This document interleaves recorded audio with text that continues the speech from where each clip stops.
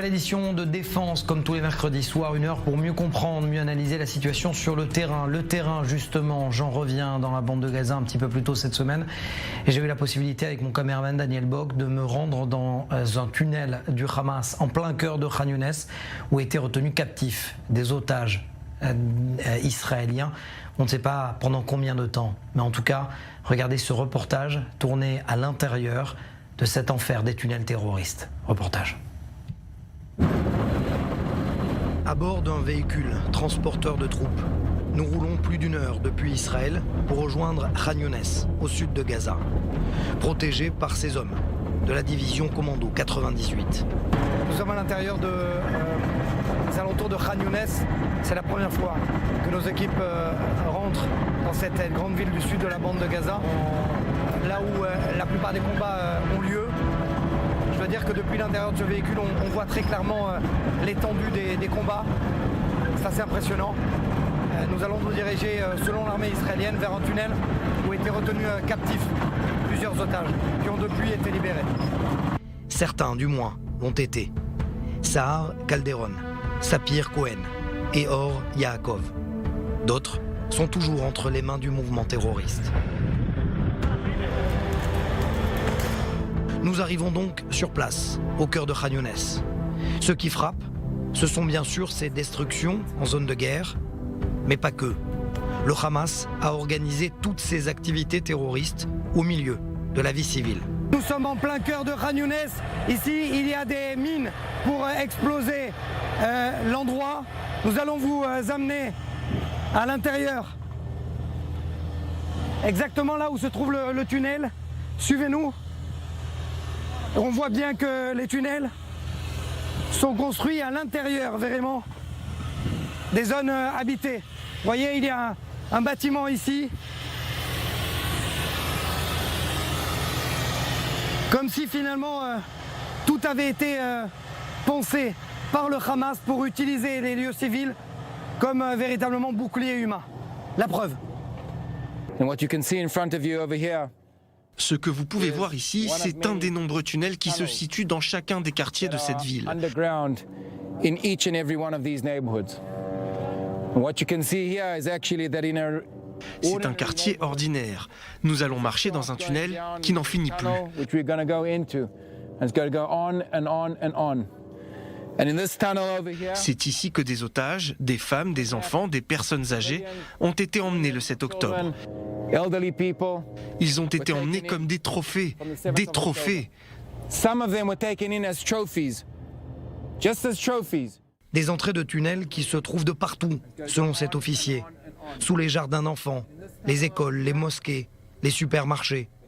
Tous reliés. Attaqués par des missiles RPG, des snipers, des charges explosives, les soldats de la division 98 ont lutté de nombreux jours pour que nous puissions pénétrer dans ce tunnel. Vous dites donc que l'armée israélienne a pris le contrôle de ces secteurs ? Tout à fait. Nous contrôlons la zone. Sinon, nous n'aurions pas pu être là. Et pourtant, il suffit de tendre l'oreille. Les combats continuent à quelques dizaines de mètres, à proximité. Ici, les commandos Givati en action. So there was a house over here. So this was a house. Ici, il y avait une maison. Nous sommes sous la maison. Et l'entrée de ce tunnel était située sous la cuisine. And we're stepping under a house. So we're under the kitchen. Look at the time, effort, cement. Vous allez voir à l'intérieur, le temps passé à construire, le ciment utilisé. Regardez ces maisons autour de vous, ces blocs de béton. Ils n'ont pas passé du temps et de l'argent à améliorer la vie des civils à Khan Younes. Ils l'ont fait pour construire des tunnels They terroristes. took time, money and effort building the underground. Allez, on y va. Let's go in.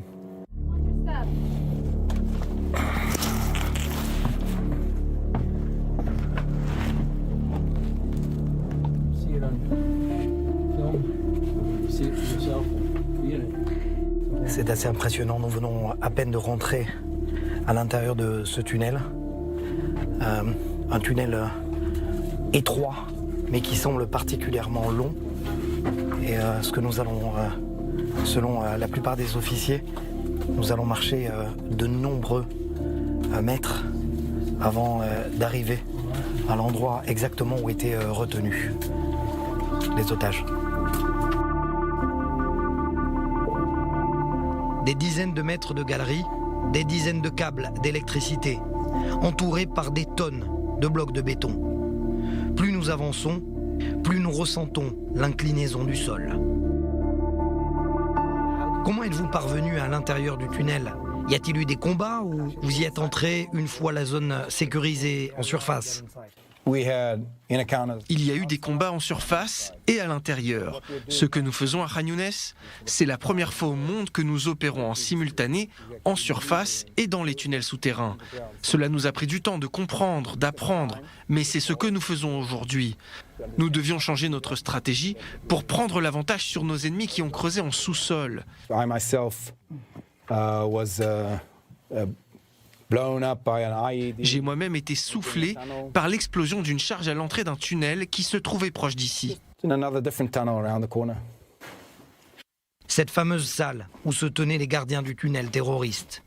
On y retrouve des gaz stériles, de la nourriture périmée et des trousses de secours du Croissant Rouge palestinien. Quelques mètres plus loin, une cuisine, avec tout ce que cela implique. Tout est prêt ici pour faire en sorte que les terroristes puissent rester plusieurs semaines, plusieurs mois peut-être. Il y a des sorties de gaz, il y a cette cuisine.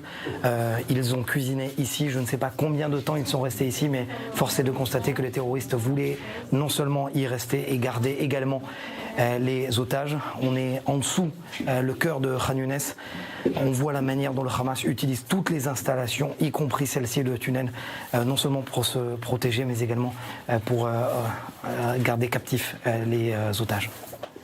Have a small request, and that is switch off all your lights. Et puis, sans doute, l'un des moments les plus forts de notre présence dans ce tunnel. Le général Goldfuss nous demande d'éteindre nos lampes. Le Hamas a kidnappé les nôtres. Ils les ont emmenés ici. Trying to give you is the feeling of a 1-year-old baby. Je vous demande de vous mettre à la place d'un bébé, dans ce tunnel. No electronics. Pas d'appareil électronique, aucune relation avec le monde extérieur. Obscurité, obscurité, obscurité, de tous les points de vue. Points of view. In the dark. Ressentez l'humidité, la chaleur et la solitude des otages. Voilà comment sont retenus captifs nos otages. Ici, des douches et des toilettes. Un shampoing est resté intact, posé sur le lavabo. Le sol est jonché de boîtes de conserve, de couvertures, de matelas, au fur et à mesure que l'on avance. Sur des dizaines, des centaines de mètres. Il est d'autant plus difficile de respirer. Ici, une barrière pour passer d'une galerie à une autre. Nous marchons déjà depuis plusieurs minutes à l'intérieur de ce tunnel, considéré comme un tunnel terroriste tactique, parlant des généraux dans la région. Vous voyez toute l'électricité, les fils d'électricité. Il fait très humide, c'est très sombre. Bien évidemment, nous avons mis des lumières pour essayer que l'on voit exactement à quel endroit nous sommes. Ce qui est assez impressionnant, c'est que selon l'un des officiers, il y a eu des combats ici, justement menés par les soldats d'élite de l'armée israélienne pour prendre le contrôle de ce tunnel. Beaucoup d'armes à feu, beaucoup de munitions également trouvées, hormis, bien évidemment, les otages qui étaient retenus captifs. Et ici, dans ce tunnel, encore une fois, nous sommes au cœur d'un des quartiers de Khan Younes. Vous voyez ici des grenades. Ici, c'est ce que l'on appelle des bombes sacrifices.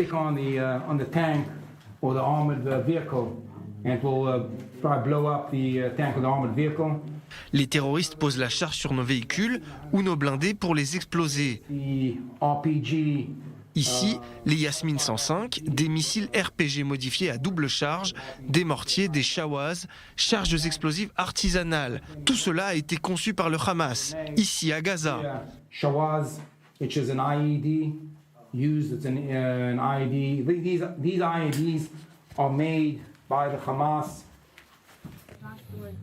Nous passons également une porte en acier censée empêcher les soldats d'intervenir dans ce tunnel. Des portes d'acier et des sacs floqués du sigle de l'UNRWA, agence onusienne, dont 10% de ses effectifs sont accusés par Israël d'être affiliés directement au Hamas. What you can see here On your right-hand side is Les terroristes ont bloqué ces galeries de tunnels avec ces sacs pour nous empêcher d'opérer. Regardez bien ces sacs, regardez ce sable. Mais nous avons trouvé la parade. same section. Et puis ici, les mêmes sacs, même technique. Regardez une autre galerie de l'autre côté. You can see the tunnel going on. Can you see the tunnel going on? Watch your head here. Try not. Regardez et faites attention à votre tête. Okay. Okay. Hein? Watch your head. Ne touchez pas les fils électriques. Faites attention à votre Watch tête. the cameras. Cela fait plus de 20 minutes que nous marchons dans ces galeries exiguës. Ici, il y a même des escaliers construits à même la roche. Les parois sont étroites. Le ciment n'est plus le même. Nous avons donc changé, encore une fois, de quartier sous terre, une ville souterraine. Et puis nous arrivons dans une autre infrastructure. Ici, c'est la salle où dormaient les cadres du Hamas, à 2 mètres des otages. And like I said to you, when you asked me, are we... Lorsque vous m'avez posé la question de savoir si nous allons attraper les leaders du Hamas, je vous ai répondu « Nous les attraperons ». Nous comprenons mieux comment ces tunnels sont construits. Nous gagnons plus rapidement du terrain, en surface comme en sous-sol. Mais vous devez comprendre, le temps est un facteur. Les opérations en sous-sol sont différentes de celles en surface. C'est pour ça que cela prend du temps. Tout ça n'a pas été construit en 2 ans. Cela fait des années qu'ils ont tout planifié. Le 7 octobre a été planifié il y a des années. The 7th of October was planned for many years. Tout a été planifié et repensé, y compris des fresques au mur. Ici, on peut voir la différence complètement. Ici, c'était un lit utilisé par un cadre du Hamas. On voit tout l'espace et on va se rendre à l'intérieur de la salle où ont été retenus en otage les otages israéliens. Regardez, ce qui est assez impressionnant, on voit vraiment que c'est une cage. Il n'y a pas d'autre terme. 3 d'entre eux ont été libérés. Ils étaient au moins 12 à être captifs ici. So if the world needs any evidence at all, if anybody needs any evidence, Si le monde a besoin d'autres preuves, si quelqu'un a besoin d'autres preuves concernant les actes horribles commis par le Hamas, nous y sommes. above us is 25 meters of ground. Voici les preuves. Au-dessus de nous, 25 mètres de béton et de ciment. Et au-dessus, des maisons. Nous avons marché pendant de très longues In a minutes. different neighborhood that we entered, you'll have the ability to... Nous avons même changé de quartier, différent de celui par lequel nous sommes entrés. Vous avez le privilège de revenir sur vos pas et de sortir de ce tunnel. Mais en attendant, c'est là qu'ils étaient retenus en otage. tunnels all the way out to emerge to the upper world. And this is where the hostages were held. Selon ce général, c'est pendant la période de trêve que les otages auraient été transportés de tunnel en tunnel. Nous sommes, il n'y a pas d'autre terme, dans l'une des cages préparées, pensées, planifiées par le Hamas, par l'organisation terroriste, pour y placer les otages. Au moins 3 otages auraient été à l'intérieur. Et on voit, tout a été pensé, pourquoi, même récemment. Vous voyez ces boulons, ils sont récents. Tout a été pensé pour y tenir et laisser pendant plusieurs jours, peut-être plusieurs semaines, des otages. C'est ce qu'on appelle le nouvel esclavage. Ici, il fait extrêmement chaud, extrêmement humide. C'est exactement dans ces conditions que les otages ont été retenus captifs. Dans chacune des galeries, on retrouve des sortes de portails improvisés et surtout bien gardés pour empêcher les otages de s'enfuir. Au terme de 2 heures sous terre, nous sommes invités à quitter ce tunnel, long de plusieurs centaines de mètres, peut-être davantage. Au cœur de Khan Younes, la première fois que des caméras ont pu y pénétrer avant qu'il ne soit détruit. Mais ce qui frappe, c'est le nombre d'installations et de compteurs électriques au mur. Au détour d'une galerie, ici, un soldat d'élite, de quoi surprendre. Et puis ce constat, c'est un véritable labyrinthe. Ce qui est assez impressionnant dans ce type de tunnel, c'est qu'il y a des galeries de partout. Quand on dit qu'il y a 365 km² de territoire à Gaza et plus de 700 voire 800 km de tunnels. Voici l'exemple. Regardez, je vais demander à mon caméraman Daniel de vous montrer. N'importe quel trou, eh bien, il y a une naissance de galerie à l'intérieur. Voilà ce qu'a construit pendant des années le Hamas. Nous croisons des soldats d'élite de la division Commando 98 tout au long de notre retour vers l'extérieur. Quelques dizaines de mètres plus loin, l'air libre. Ce bruit incessant de drones de surveillance et de combat, des blindés, des bâtiments détruits qui abritaient des terroristes du Hamas. Et puis, cette impression constante que les civils en plein quartier résidentiel ont fermé les yeux, avant et après le 7 octobre, sur les activités du Hamas. Quand on voit le tunnel juste derrière nous et ce balcon, en tout cas ces balcons des habitations civiles, on peut se poser la question de savoir, savait-il? Ou alors, peut-être encore pire, était-il possible de ne pas savoir qu'il y avait un tunnel ici et qu'il y avait des otages à l'intérieur qui ont été amenés le 7 octobre? Une question, malheureusement, qui reste sans réponse. Nous quittons donc le cœur de Khan Younes sans réponse. De savoir jusqu'à quand les combats vont continuer, quand les leaders du Hamas seront attrapés. Et même si le drapeau d'Israël flotte fièrement, impossible de savoir où sont cachés les 136 otages, toujours captifs du mouvement terroriste. Général, nous sommes à l'intérieur de ce tunnel. C'est impressionnant. Comment est-ce qu'on prend le contrôle d'une telle infrastructure? Comment est-ce qu'on prend le contrôle? On se bat pour chaque centimètre, chaque mètre qu'on découvre. Je ne peux pas vous révéler précisément nos méthodes, mais on s'améliore au fur et à mesure et je pense qu'on est devenu plus efficace dans notre façon de combattre et de prendre possession des quartiers souterrains du Hamas. On arrive à se déplacer et à opérer très rapidement dans les tunnels.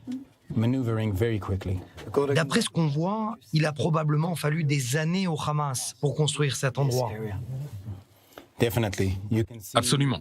Vous réalisez combien de temps ils ont passé ici, combien d'argent, de moyens et d'efforts ont été consacrés à la construction de ces tunnels. C'est inimaginable.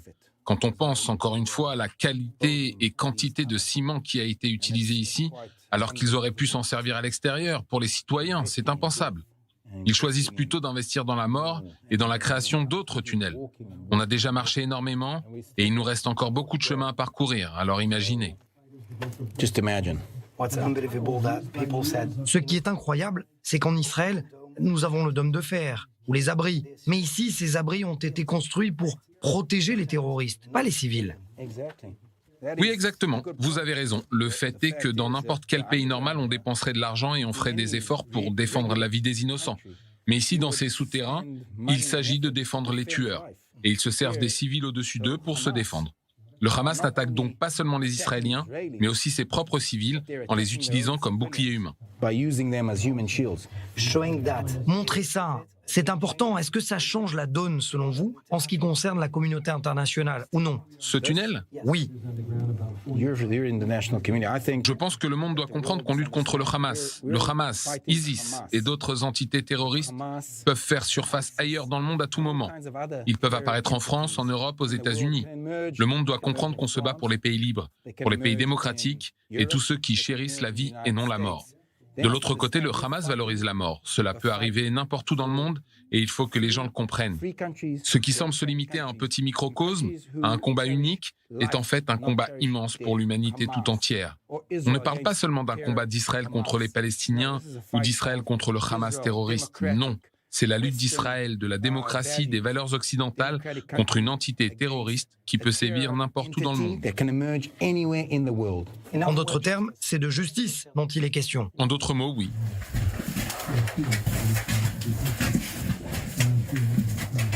Still going down. Général, les gens ne comprennent pas toujours la teneur de vos actions, ce que fait Tsahal, en particulier votre division. Est-ce que vous pouvez nous expliquer?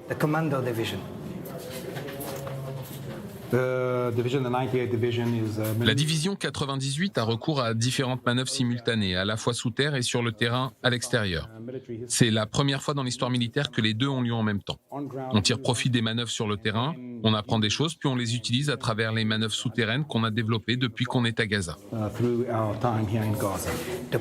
Il faut du temps pour ça. Du temps que vous n'avez pas, puisque la communauté internationale fait pression sur Israël. Ça prend du temps, comme vous l'avez dit, mais on accélère. Et je pense qu'on se déplace plus vite qu'avant avec les manœuvres simultanées. Mais ça prend du temps parce que le Hamas est présent, encore une fois, sous terre et au-dessus. Et on doit se déplacer d'une maison à l'autre et d'un tunnel à l'autre. Tout ça, toujours en même temps. En ce qui concerne la communauté internationale dont vous avez parlé tout à l'heure, je pense qu'elle devrait regarder ce qu'on fait ici à Gaza et comprendre qu'il pourrait se passer la même chose ailleurs si elle ne fait pas attention. Il faut qu'on élimine le Hamas et qu'on termine notre travail ici. On doit montrer quel est le prix à payer pour une entité terroriste lorsqu'elle commet des actes aussi horribles que ceux du 7 octobre. Je parle des brûlures, des massacres, des viols, des décapitations, des membres arrachés et ainsi de suite.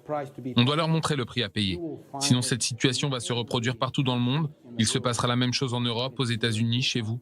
Voilà ce que j'ai à dire à la communauté internationale. Est-ce que vous êtes d'accord pour dire qu'on est ici aujourd'hui grâce à des renseignements précieux ? Le renseignement fait toujours partie intégrante de la guerre, de nos manœuvres. Ça reste une seule partie de notre effort. Parfois, il faut relier plusieurs points entre eux pour obtenir une vue d'ensemble. Je pense qu'on a une bonne combinaison entre le renseignement, les manœuvres, les opérations terrestres et souterraines, et nos différentes capacités.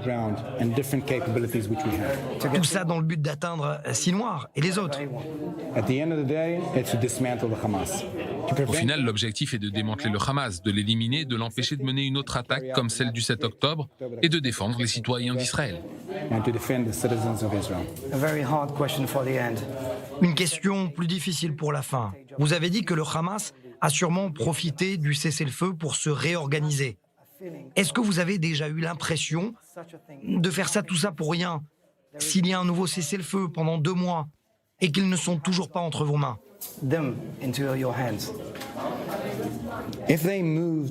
S'ils se sont déplacés après le cessez-le-feu et que je suis ici aujourd'hui, alors rien ne m'empêchera de trouver leur cachette ailleurs. Ils peuvent tenter de se déplacer, je les trouverai. Ça va prendre du temps, ça va demander des efforts, mais j'ai le temps, j'ai l'énergie, j'ai le sens moral et la motivation qu'il faut. Ils peuvent essayer d'en profiter, je finirai toujours par atteindre chacune de leurs cachettes. Notre mission est de ramener les otages, les femmes, les enfants et les personnes âgées à la maison. C'est ce qu'on a fait avec le cessez-le-feu, mais on doit aussi démanteler le Hamas. Et c'est ce qu'on fait chaque jour, on se rapproche du but. Et oui, ça prend du temps. Il faut être patient et assez têtu.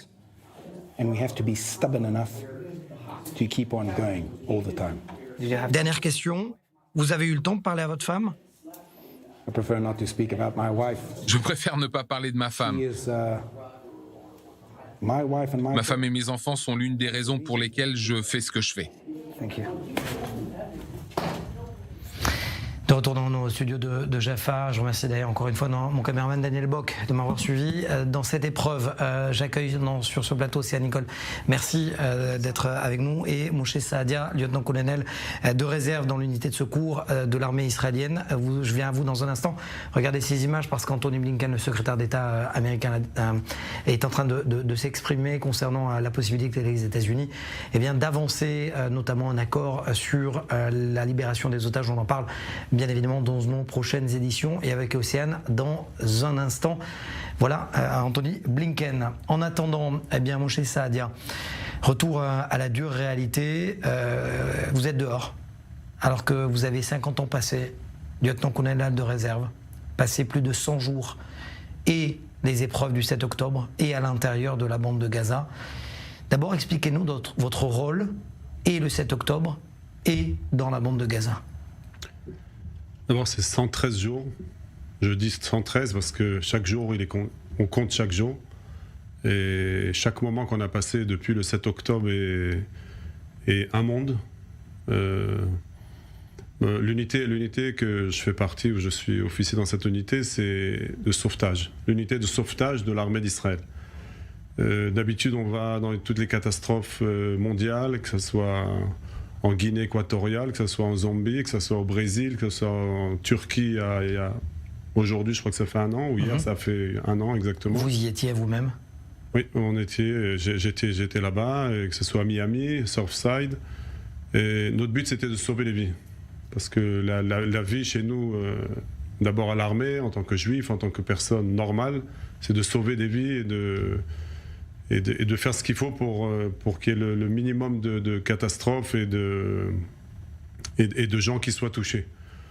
Le 7 octobre nous a fait changer toute l'image et toute la façon de voir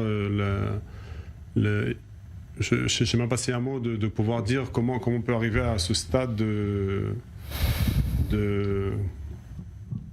comment un être humain est capable de faire une chose aussi horrible, ce qui s'est passé le 7 octobre, et qui a continué après, comme jusqu'à maintenant d'ailleurs, où il y a encore 136 otages qui sont encore sous terre, que ce soit des femmes, des enfants, des bébés. C'est des choses qu'on n'arrive pas encore à comprendre. On n'arrive pas à comprendre. Quand vous êtes combattant, vous êtes aussi un sauveteur du 7 octobre. Quand on vous dit, vous devez rentrer à Gaza, c'est quoi l'ordre de mission de l'unité de secours dans Gaza? D'abord, on a été appelé sur tout le bord de Gaza, c'est-à-dire dans les kibbutzim de Be'eri, Kfar Aza, tous les endroits qui ont été touchés d'abord pour pouvoir sauver les gens qui sont encore vivants sous les décombres, parce qu'il y a eu beaucoup de bâtiments qui sont tombés entre les missiles qui ont été tirés sur les maisons et sur les endroits où il y avait des familles entières qui étaient encore là-bas. Le but, c'était d'abord d'arriver sur place et de sauver le maximum de gens. Et après quelques jours, on a reçu l'ordre aussi de rentrer dans Gaza pour pouvoir ramener des otages et d'être prêt à sauver aussi au cas où on trouverait dans des tunnels qui exploseraient ou des bâtiments qui tomberaient à cause des explosions, de pouvoir sauver les gens et de les ramener. Excusez-moi, mais c'est horrible comme situation. C'est-à-dire que vous êtes dans l'attente d'une catastrophe concernant les soldats. C'est terrible. C'est terrible. C'est terrible. Il n'y a pas d'autre mot à dire, mais c'est notre devoir. On s'entraîne pour ça. Pas à ce niveau-là. Je l'avoue. Je ne pensais pas qu'un jour dans ma vie, j'arriverais à voir des choses comme j'ai vu les 3-4 derniers mois qui sont en arrière, là, maintenant. J'ai vu beaucoup de choses dans ma vie. Beaucoup dans les catastrophes, que ce soit d'Haïti, le Sri Lanka et encore beaucoup de catastrophes mondiales. Mais de voir des choses aussi atroces, c'était... Et surtout de voir que c'est des gens de chez nous, c'est des gens que ce soit aussi des soldats après. Même dans Gaza, quand on est rentré il y a encore 10 jours pour les 21 soldats malheureusement qui ont été tués là-bas. Vous avez mené cette mission? Vous étiez sur place? J'étais sur place. Comment on se sent quand on doit... c'est une question peut-être triviale, bête de ma part, mais quand on doit sortir 21 jeunes enfants, parce qu'il n'y a pas d'autre terme, ils ont tous 21 ans, 22 ans. C'est aussi là-bas, la plupart c'était des milouimniks, c'est-à-dire des réservistes. Donc c'était des âges un peu plus avancés, 26, 27, 30. Et malheureusement, on avait tous leurs amis à côté de nous qui, chaque corps qu'on sortait, ils reconnaissaient la personne. Oui, il était avec moi, oui, c'est lui. Ils reconnaissaient les personnes. De sortir 21 soldats comme ça qui sont tous morts, c'était atroce. C'était atroce. Il y avait encore 5 soldats. Ça nous a pris plusieurs heures pour pouvoir les sortir des décombres. On a amené des tracteurs, on a amené tout ce qu'il fallait pour pouvoir les sortir de là-bas. Un moment très dur. Vous dites que l'expérience connue de sauver des vies dans le monde entier, d'ailleurs les Turcs ont la mémoire courte, soit dit en passant, puisque vous étiez quand même en Turquie en train de sauver des vies, vous a quand même construit pour affronter cette épreuve, ou c'est pire que tout? Je crois qu'on peut pas être prêt à une épreuve comme ça. C'est d'abord de recevoir, on peut dire, cette claque par rapport à la Turquie, où on a tout donné pour pouvoir sauver même des enfants. On a sauvé là-bas 19 personnes. C'est un truc qui s'est jamais vu mondialement, de pouvoir sortir 19 personnes vivantes des décombres dans l'état où c'était sur place. Dans -5, -7 degrés, c'était vraiment pas évident, mais on l'a fait quand même. Et en plus de recevoir, d'entendre ce que le président de la Turquie, Erdogan, peut se permettre de dire en plus contre Israël, c'est une chose déjà qui nous fait allumer une autre lumière encore, de nous dire il faut savoir des fois gérer les choses d'une autre façon. Mais il n'y a rien qui peut nous préparer à la catastrophe, à ce qu'on a vu. Il n'y a rien du tout. Vous êtes père, vous êtes grand-père. Comment on revient à la vie? Comment, après tout ça, comment on accueille son petit-fils sur ses genoux? Je n'ai pas encore la réponse, parce que je suis encore dedans. Même si physiquement, maintenant, je suis sorti, la tête est toujours dedans. J'ai encore des soldats qui sont là-bas. J'ai mon fils qui est là-bas. qui est dans un des commandos de l'armée aussi, qui est toujours dedans. D'ailleurs, on s'est vu là-bas 2-3 fois déjà. C'est un petit peu l'avantage qu'il y a quand on est les deux à l'armée dans des unités un peu spéciales. Et on essaye de reprendre la vie normale avec les petits-enfants, le travail un petit peu. Mais 4 mois dans ce qu'on a vécu, c'est quelque chose qui doit se travailler. On n'a pas fini encore. On a encore du travail. Tant qu'il y a encore des otages qui sont retenus là-bas, le travail n'est pas terminé. Et on ira jusqu'au bout. On va être honnête, hein, on se connaît depuis des années, Moshe. Je vois encore les larmes dans les yeux. C'est la première fois que je vous vois comme ça. Malheureusement, oui. Malheureusement,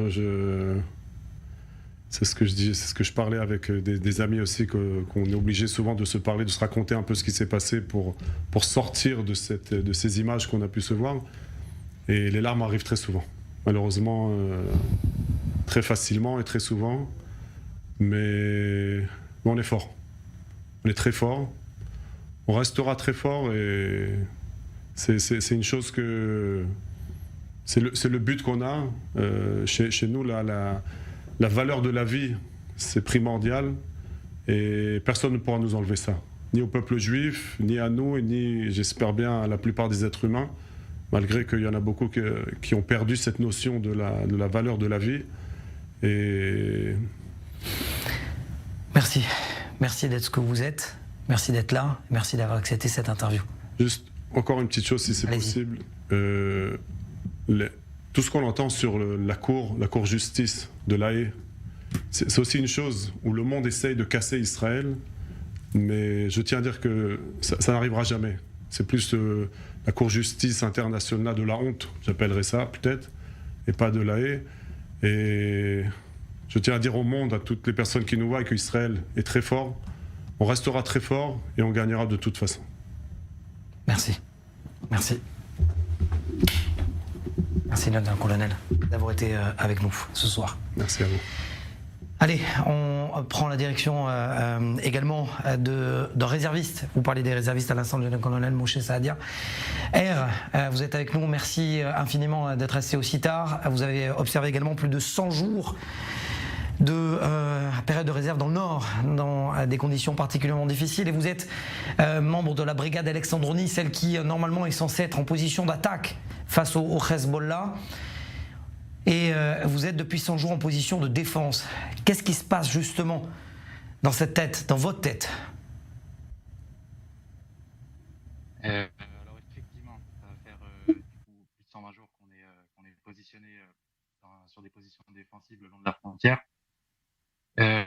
C'est pas simple, c'est une réalité qui est compliquée dans le sens où on est toujours en attente en fait de quelque chose, et c'est une attente qui se passe sous des tensions répétées, régulières. Tous les jours sur la première ligne, on a beaucoup d'attaques et donc faut être sur le qui-vive en permanence, mais on peut pas répondre à 100% avec 100% des forces de Tsahal. Et du coup, on est un peu coincé entre le marteau et l'enclume.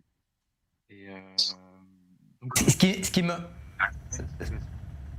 ce qui m'intéresse de savoir, c'est aussi face à un ennemi que vous ne voyez pas, c'est-à-dire que vous combattez en même temps contre des fantômes. Exactement. On est sur des positions juste tout près de la frontière. On observe leur village, ils nous observent aussi.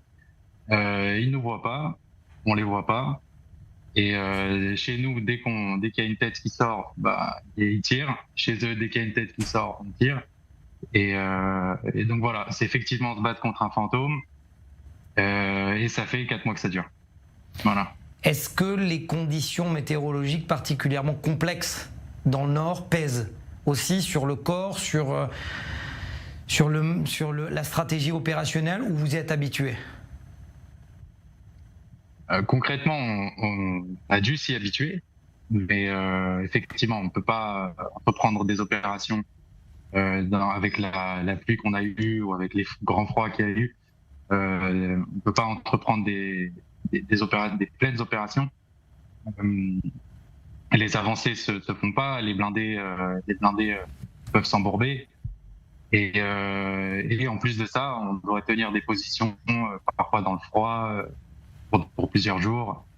Et donc effectivement, ça rend tout plus compliqué. C'est compliqué sur le mental, c'est compliqué physiquement.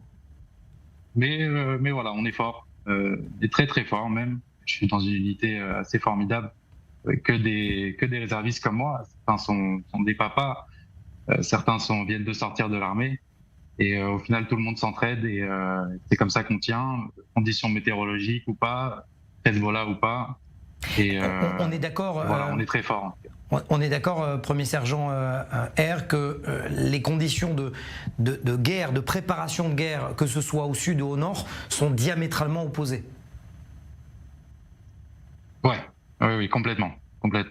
Effectivement, moi, depuis que je participe à la réserve, donc je fais partie, comme vous l'avez dit, de la 3e brigade, la brigade Alexandroni, qui s'entraîne exclusivement sur le nord.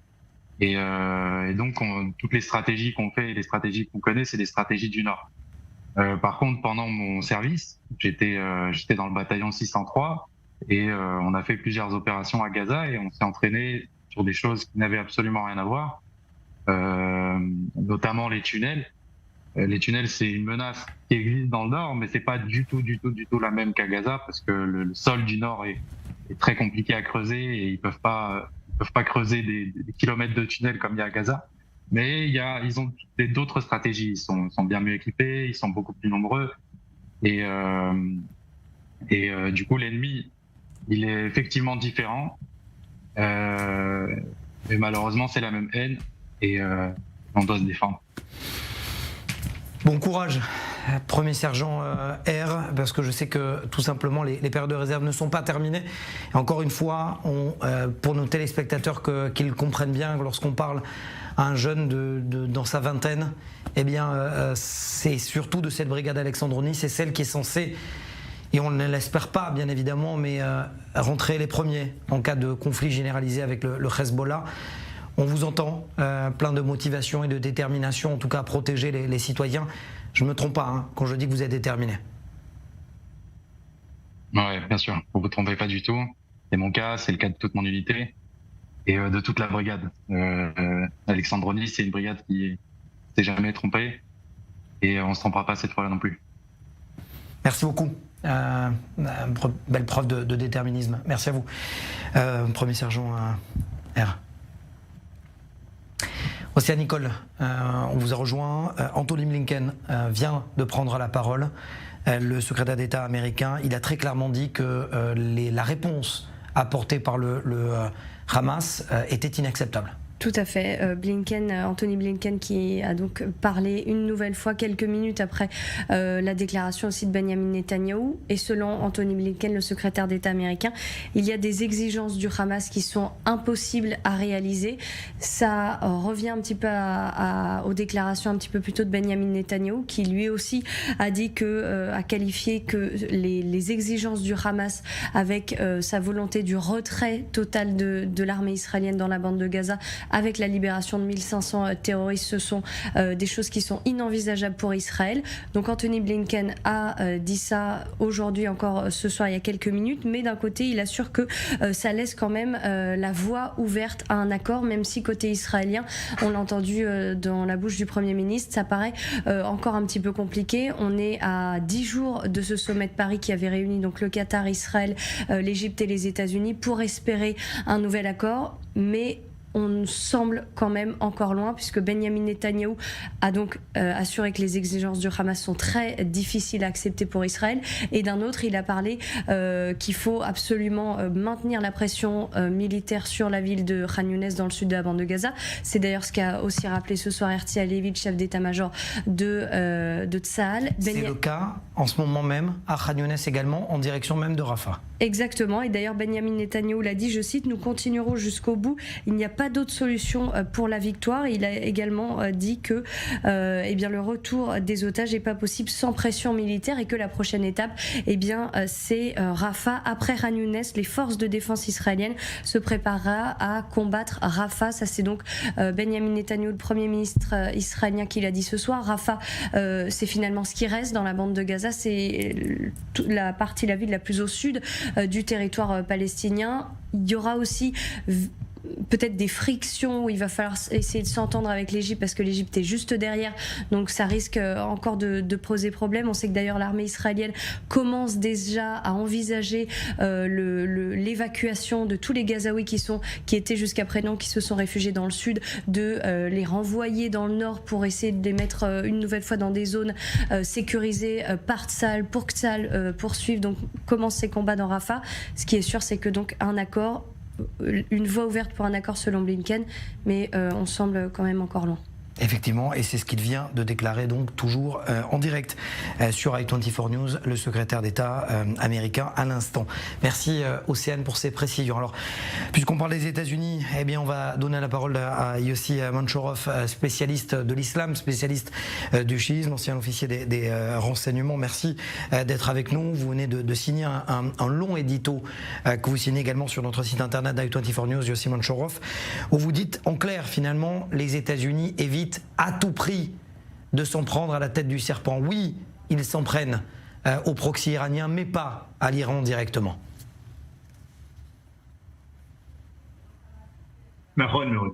Absolument.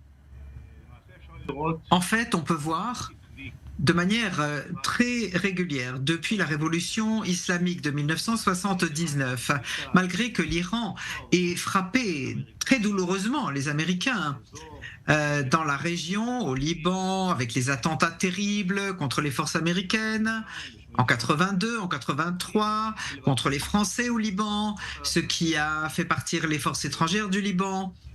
En 96, l'attentat du Hezbollah et les Hijaz soutenus par les forces Quds qui a amené la mort de 28 soldats américains en Arabie Saoudite. Et en 2003, des centaines et des milliers d'attentats contre les forces américaines en Irak par les milices chiites soutenues par l'Iran jusqu'à aujourd'hui.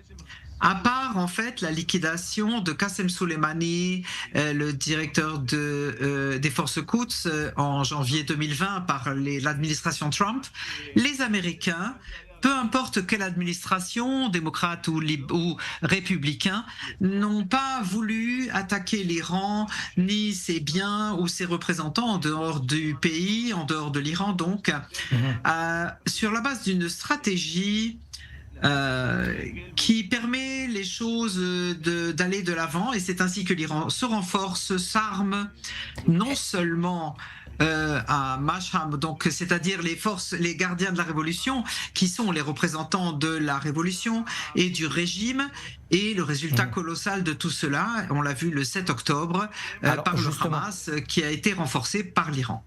Justement, Yossi, est-ce qu'il y a une implication directe sur Israël, le fait que les États-Unis avancent, mais à reculons face à l'Iran? Moi, je pense que oui. Je suis persuadé que oui, en fait, parce que les Iraniens contournent de manière régulière les sanctions. Et les sanctions, le régime des sanctions n'est pas efficace. Les Iraniens réussissent à surmonter ces sanctions, en particulier l'administration Biden qui fait beaucoup de réductions. Par exemple, pour vous montrer à quel point les choses se font légères, selon une recherche qui a été effectuée par un institut américain, United Against Nuclear Iran, Ensemble contre l'Iran nucléarisé, depuis que Biden est rentré en fonction, il n'a pas appliqué les sanctions de l'interdiction de la vente de pétrole en Iran. Khamenei et son régime ont réussi à obtenir ainsi 80 milliards de dollars par les sociétés pétrolières jusqu'à la fin 2023. Israël, à cause de la politique américaine et les limitations américaines qui demandent aux Israéliens parce que l'Amérique ne veut pas de guerre régionale, eh bien, Israël ne peut pas attaquer l'Iran par crainte que l'Iran attaquent les Américains en contrepartie et donc les Américains font pression sur Israël. Et donc Israël est retenu par les Américains. Les Iraniens considèrent que les Américains sont faibles et ils attaquent les Américains en Irak et en Syrie et leur disent clairement les attaques continueront par les milices irakiennes tant qu'Israël continuera la guerre à Gaza. Alors vous pouvez voir aussi qu'il y a tout un lien qui est généralisé. Les Américains sont considérés comme faibles par les Iraniens. L'Iranien décide de les attaquer par ses milices chiites en Irak afin que les États-Unis fassent pression sur Israël pour arrêter la guerre à Gaza.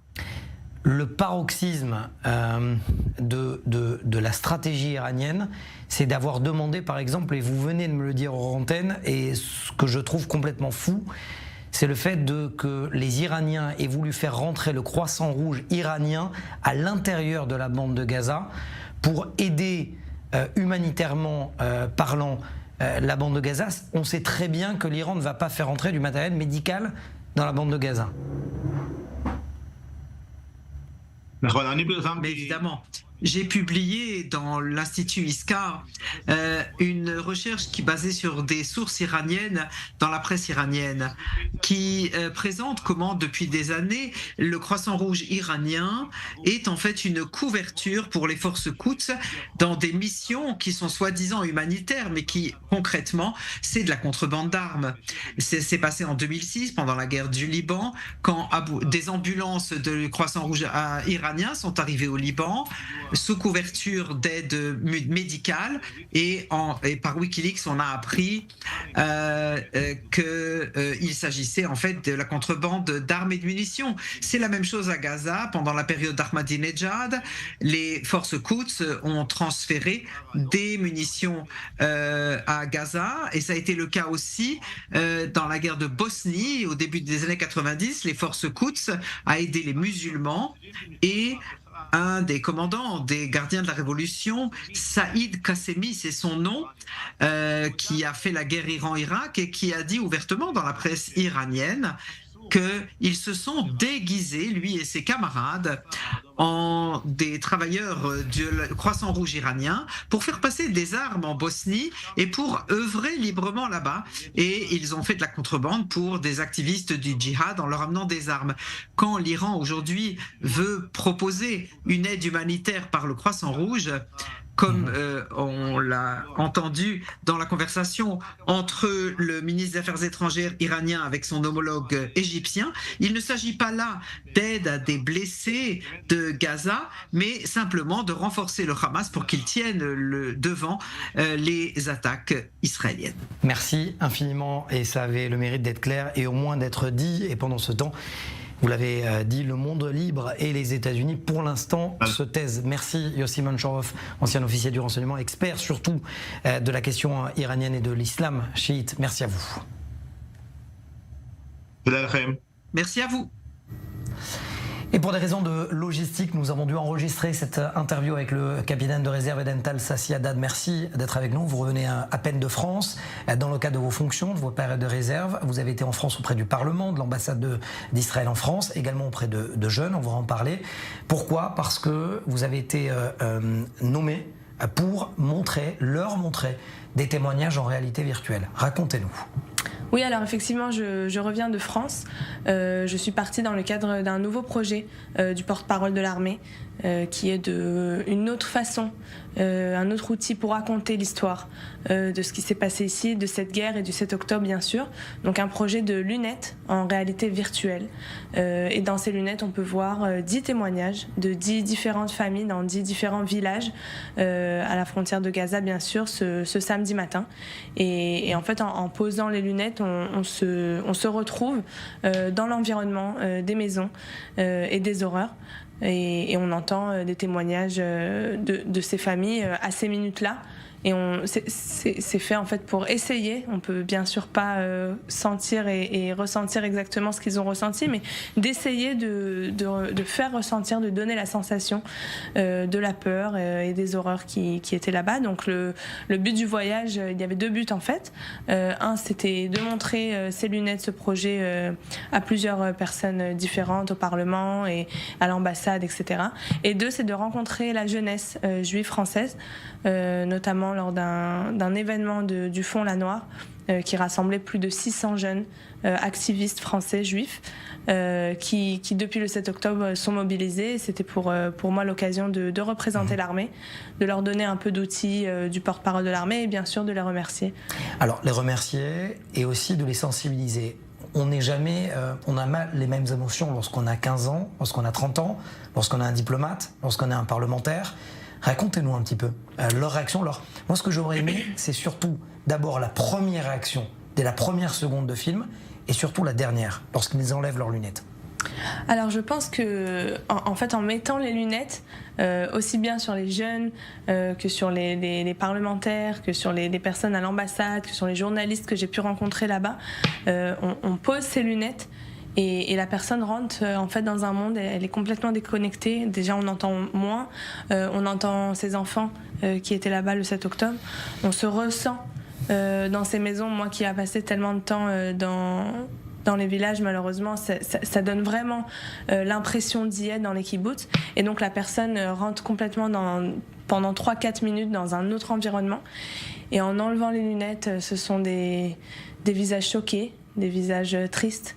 Et en fait, on a pu pendant quelques minutes ressentir un pourcentage, quelque chose de ce que ces personnes ont reçu.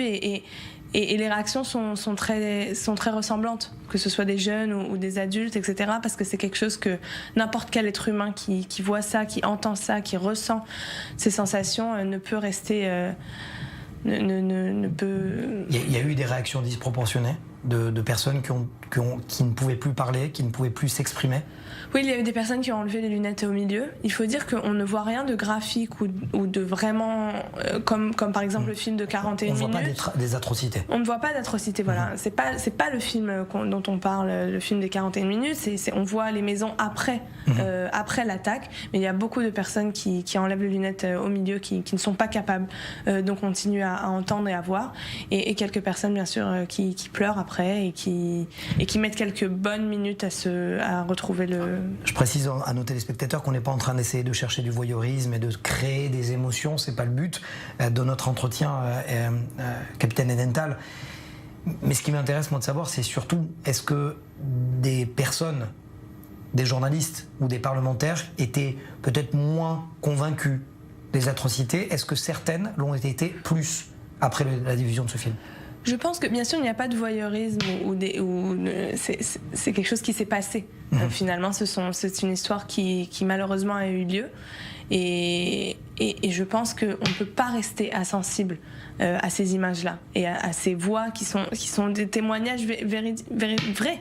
Ce sont les vrais témoignages de personnes qui étaient là-bas. Donc c'est une histoire qui est en fait racontée d'une façon avec une technologie un peu développée, mais c'est l'histoire authentique. Et on ne peut pas rester, on ne peut pas ne pas être sensibilisé, ne pas prendre ne serait-ce qu'une ou 2 minutes, peu importe l'idéologie qu'on a, ou peu importe ce qu'on pense de cette guerre, ou peu importe d'où on vient, on ne peut pas ne pas s'arrêter quelques minutes et s'imaginer à leur place et comprendre l'atrocité de ce qui s'est passé. Des journalistes ou des diplomates, je ne parlerai pas des diplomates, de parlementaires. Est-ce que des journalistes français ou des parlementaires français, du Parlement français, vous ont remercié à la fin de cette diffusion? Oui, bien sûr, ils m'ont remercié et vous étiez en uniforme? J'étais en uniforme, ils m'ont remercié, ils ont conseillé de continuer ce projet. C'est d'ailleurs un projet que l'armée pense pour faire dans 5 pays pour l'instant, différents, et d'aller à la rencontre des gens et leur proposer d'essayer en fait les lunettes. Ils nous ont remerciés et ils ont dit que c'était important de pouvoir voir ces témoignages. Une question qui me taraude, mais pourquoi ne pas montrer en VR, en réalité virtuelle, les atrocités? J'imagine que c'est extrêmement dur, oui. Mais est-ce que ce n'est pas justement le moment pour Israël de montrer les atrocités justement. Alors je pense qu'il y a le film des 41 minutes bien sûr, et il est projeté à des publics adéquats qu'on pense qu'ils ont, qui peuvent avoir influencé et que ça a un sens de leur montrer, ça a un pourquoi. Finalement, ce sont d'abord des images de vraies personnes, de vraies familles qui vivent encore ces horreurs. Beaucoup de familles qui ont encore des proches qui sont en otage à Gaza, on le rappelle, 136 otages, et c'est très sensible. Et ce sont des décisions qu'il faut prendre avec beaucoup de réflexion, à qui montrer, combien montrer, etc., pour que finalement c'est l'impact qu'on veut avoir et pas, comme vous le disiez tout à l'heure, du voyeurisme ou quelque chose comme ça. Je comprends. Dernière question, cela fait plus de 100 jours de période de réserve. Il se passe quoi au commandement sud? Vous êtes dans... Quelle est la stratégie pour l'instant? On reste toujours autant, on expliquer, c'est ça le maître mot? Expliquer, parce que je précise à nos téléspectateurs que vous êtes rattaché effectivement au commandement sud, au général du commandement sud, qui est le principal concerné par cette guerre finalement. Oui, donc expliquer, raconter, rappeler. Car malheureusement, le 7 octobre, en s'éloignant, éloigne la mémoire des gens et du monde. Vous le constatez? Oui, on le constate. On le constate. D'abord, c'est bien normal, la presse continue, la presse mondiale continue et passe également à autre chose. Mais quand il s'agit d'Israël et de l'armée, etc., la mémoire est souvent courte. Et d'où ce projet-là aussi. De raconter, de rappeler, d'expliquer ce qui se passe, d'expliquer cette guerre et nos combattants et ce qu'ils font au jour le jour. Et il faut continuer à raconter comme à combattre. Merci, capitaine de réserve et d'Antal Sassi Haddad. Merci. Merci. D'être venu. Et pour se quitter dans cette émission spéciale défense, Océane, vous êtes toujours avec nous. Rappelez-nous quand même la déclaration de la soirée d'Anthony Blinken. Anthony Blinken qui assure les exigences du Hamas sont irrecevables, mais ça laisse quand même ouverte la voie à un éventuel accord de libération des otages. On rappelle qu'il y en a toujours 136 qui sont détenus dans la bande de Gaza. Et que le chef d'état-major a déclaré que seule la pression militaire permettra d'y arriver. Merci beaucoup Océane Nicole. Merci à vous également d'avoir suivi cette émission spéciale, encore une de défense. Passez une bonne soirée sur Electronic News. L'information continue tout de suite avec David Neyman.